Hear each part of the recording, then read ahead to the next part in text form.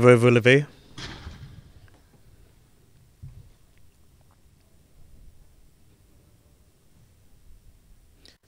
L'audience de la Cour pénale internationale pour l'édition 2024 du concours de procès fictif de la CPI en langue française est ouverte.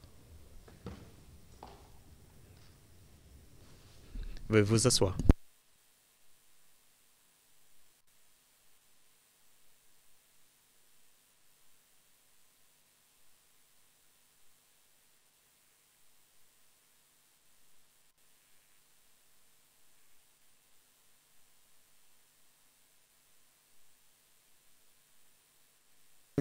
Dans la galerie et même à travers le monde, si je puis m'exprimer ainsi, depuis l'Afrique en passant par la Méditerranée jusqu'en Europe et tout. Donc c'est un exercice plaisant. Hein.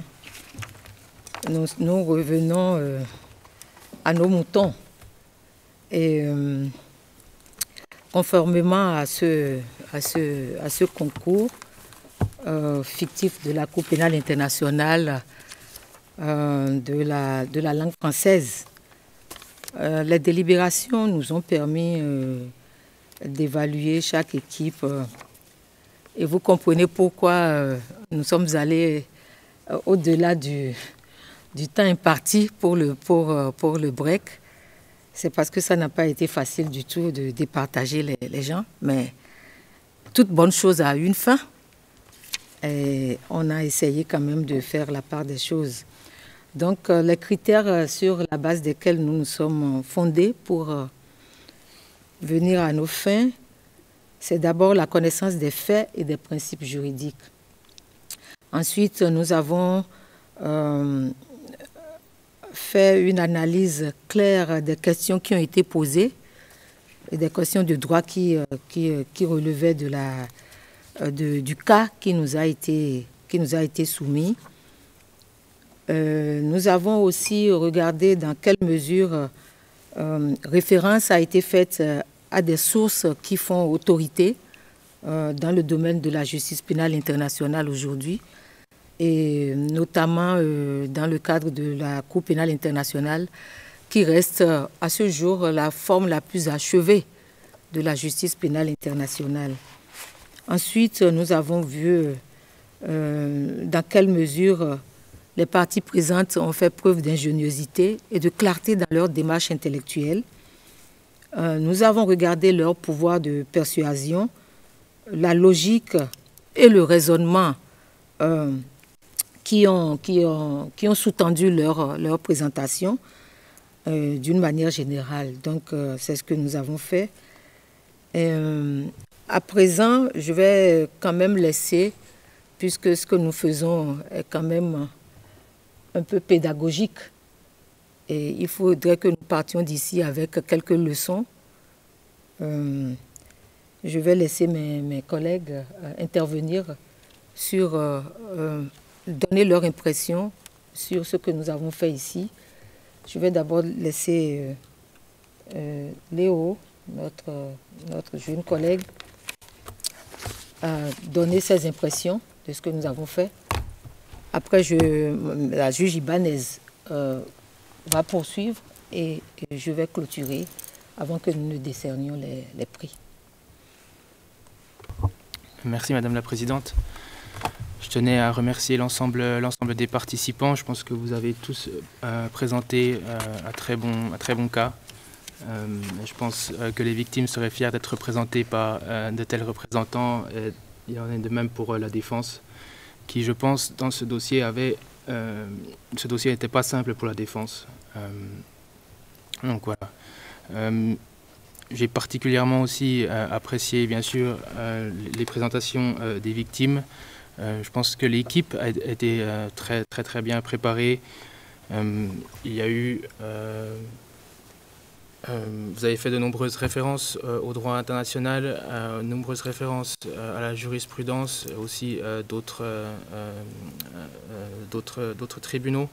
La défense, il en est de même. Et d'ailleurs, je dois dire qu'il était très difficile de vous départager. Je pense que c'est aussi ce qui va ressortir de mes collègues. très, très difficile.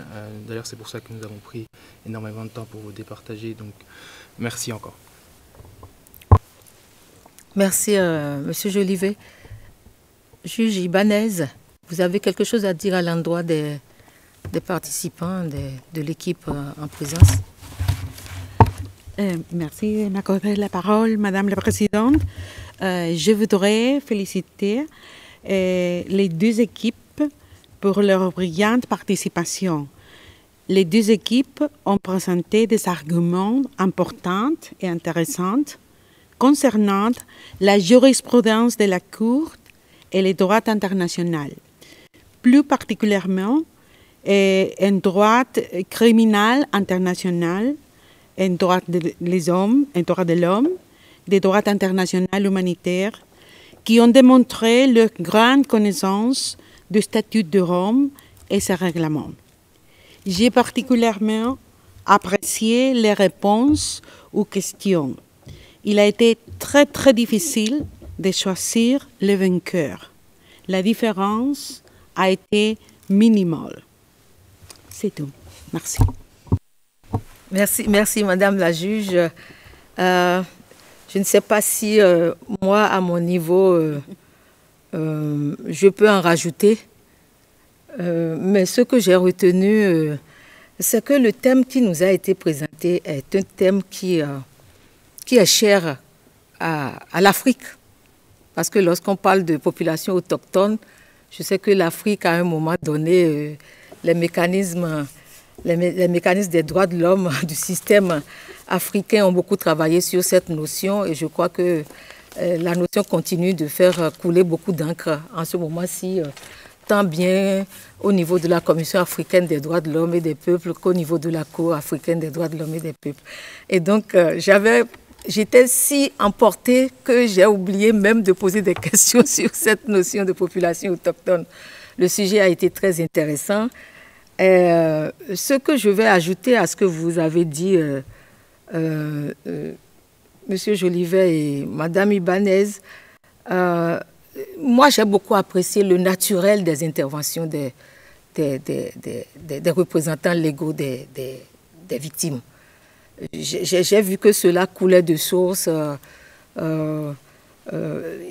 Ils étaient à l'aise puisqu'il y a un homme parmi eux. Ils et elles étaient à l'aise. Donc, vraiment, j'ai voulu quand même ajouter cela à votre impression que vous avez laissée. Et l'autre chose aussi qui est très intéressant ici et qui doit pouvoir déterminer notre jeunesse, la jeune génération qui évolue dans le domaine du droit pénal international et de la justice pénale internationale, c'est comment mettre ensemble le droit, la jurisprudence et la doctrine. Et ça aussi, nous l'avons vu ici. Je ne faisais que prendre note des références jurisprudentielles qui étaient en train d'être données, tant bien au niveau de la Cour pénale internationale qu'au niveau d'autres juridictions qui ont les mêmes compétences que celles de la Cour pénale internationale. J'ai fortement apprécié cela. Et l'autre chose que je voulais dire du côté de l'équipe de la défense, c'est cet effort de conviction. Parce que lorsque vous avez un dossier du genre, c'est-à-dire il y a la providence qui joue. On tire au sort et vous pouvez tirer quelque chose qui vous est un peu plus familier et vous allez tirer quelque chose qui va vous rendre difficile. La tâche était assez difficile pour l'équipe de la défense, comme l'a dit M. Jolivet, mais c'est cet effort de conviction qui a animé cette équipe-là qui m'a retenu ici. Je voudrais, pour finir, féliciter les uns et les autres pour ce qui vient d'être fait. Je suis déjà de plus en plus habituée au procès fictif et c'est avec plaisir que je le fais parce que quand je suis là, je me dis on peut faire confiance en la génération future. Donc, c'est sur ces mots que je vais clôturer. Les bonnes choses ont une fin. Il y a toujours un vainqueur, il y a toujours un gagnant. Mais je crois que le plus important pour nous, c'est d'avoir fait l'histoire, c'est d'avoir dit j'ai participé, j'ai fait ci à un moment donné de ma vie. Donc, je vais laisser Monsieur Léo Jolivet présenter le prix du meilleur orateur. La juge ibanaise va présenter, va nous dire des deux équipes laquelle a été deuxième. Et je vais clôturer en me faisant l'honneur de décerner le prix de la première équipe. C'est ça, non? Ok. Donc, Monsieur Jolivet, vous avez la parole. Vous pourrez voilà, vous annoncer le prix du meilleur orateur. Merci beaucoup, Madame la Présidente. Avant d'annoncer le prix, je tenais vraiment à vous remercier et à vous féliciter, tout le monde, pour votre participation et aussi pour faire honneur à la langue française, qui, je pense, à la Cour, n'est pas autant utilisée qu'il devrait l'être. Donc voilà, c'est vraiment toujours un plaisir de participer à ce genre d'événement. Et maintenant, je vais annoncer le meilleur orateur. Donc voilà, le meilleur orateur est Deborah Sabanga.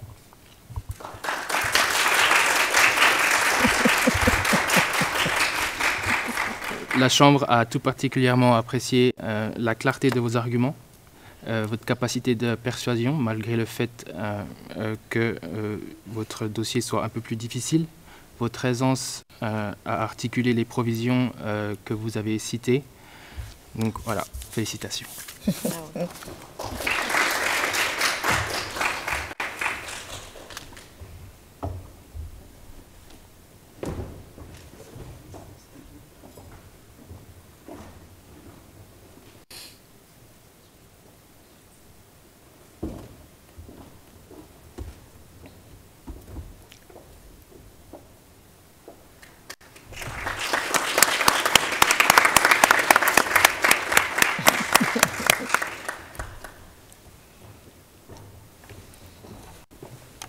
Madame la juge ibanaise, je vous donne la parole pour annoncer la deuxième place. Merci, Madame la Présidente. Et maintenant, j'ai l'honneur d'annoncer la deuxième place de l'édition 2024 du concours des procès fictifs de la CPI en langue française. Et il est attribué à l'Université de Kinshasa.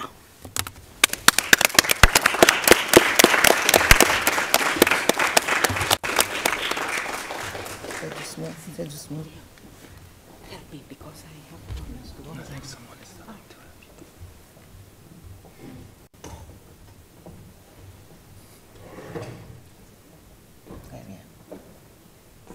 Magnifique.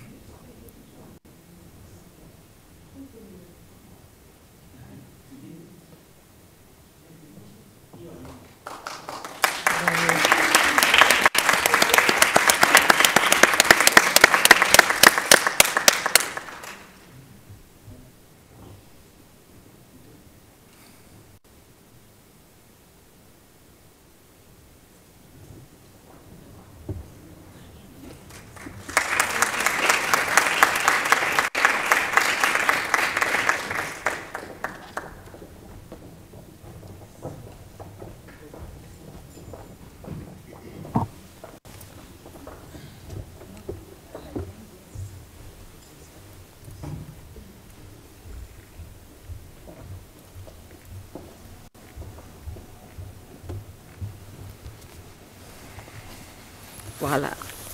Et oui, merci Madame la juge ibanaise.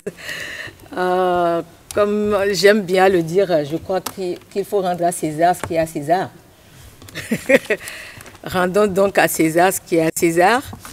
et à Dieu ce qui est à Dieu. Voilà. Et comme on le dit aussi, si bien aux âmes bien nées, la valeur n'atteint point le nombre d'années.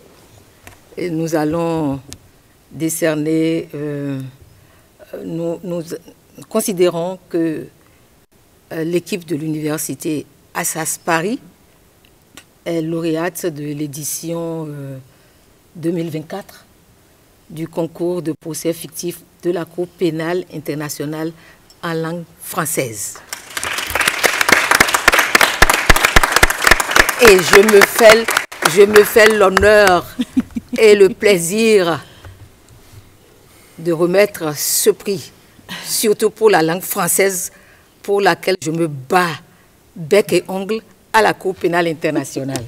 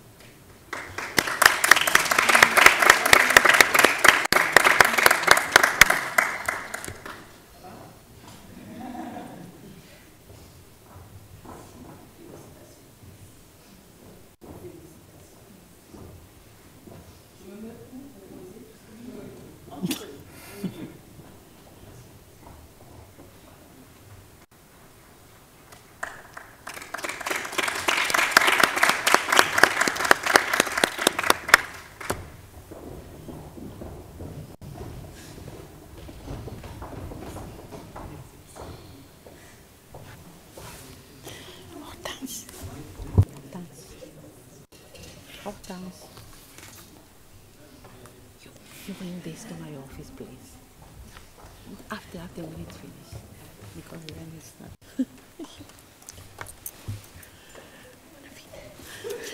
C'est émouvant, hein? C'est très émouvant. Très bien. Bon. Il semblerait que les bonnes choses doivent continuer et qu'il y a une petite réception offerte en l'honneur des participants et de tous ceux qui nous ont soutenus dans cet exercice fort stimulant, difficile, mais à la fois plaisant.